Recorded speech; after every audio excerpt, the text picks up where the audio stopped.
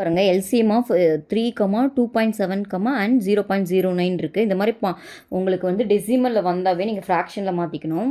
ஓகேவா? இப்போ LCM of 3ன்றதை நான் எல்லாமே ஃப்ராக்ஷன் போது அதே ஃப்ராக்ஷன் எழுதியிருக்கேன். 3/1 எழுதிக்கேன். ஏன்னா 3/1 3 சேம் தான்.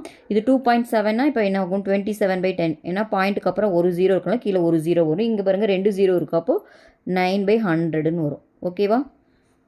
இப்போது இது பாருங்கள் எல்சிஎம் ஆஃப் ஃப்ராக்ஷன் நம்ம என்ன பண்ணுவோம்? மேலே இருக்கிறதுக்கு நியூமரேட்டருக்கு எல்சிஎம்ஏ தான் கண்டுபிடிப்போம். 3, இந்த 27 3 கியூப்னு எழுதிக்கிறேன். ஏன்னா நமக்கு தெரியும் 3 கியூப் தான் 27. இது 3 ஸ்கொயர்னு எழுதிக்கலாம். கீழே என்ன பண்ணுவோம்? ஹெச்சிஎஃப் கண்டுபிடிப்போம்.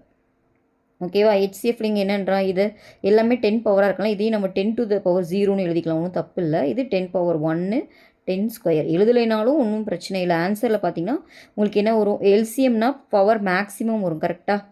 அப்போது 3யோட பவர்லேயே அதிகமாக இருக்கிறது என்ன? 3 கியூப். அதுதான் ஆன்சராக வரும். ஓகேவா? அப்போ எல்சிஎம் ஆஃப் இந்த 3 நம்பருக்குமே உங்களுக்கு 3 கியூப் தான் ஆன்சர். கீழே ஹெச்சிஎஃப் மினிமம் நம்பர் போடுவோம். மினிமம்னா உங்களுக்கு என்ன வரும்? 0. அப்போ 10⁻0 வந்து 1 தான். ஓகேவா? அப்போ 3 கியூப்னா என்ன உங்களுக்கு? 27/1. அது வந்து 27 தான். அப்போ ஆன்சர் பார்த்தீங்கன்னா டி 27 தான் இந்த சம்மோட ஆன்சர்.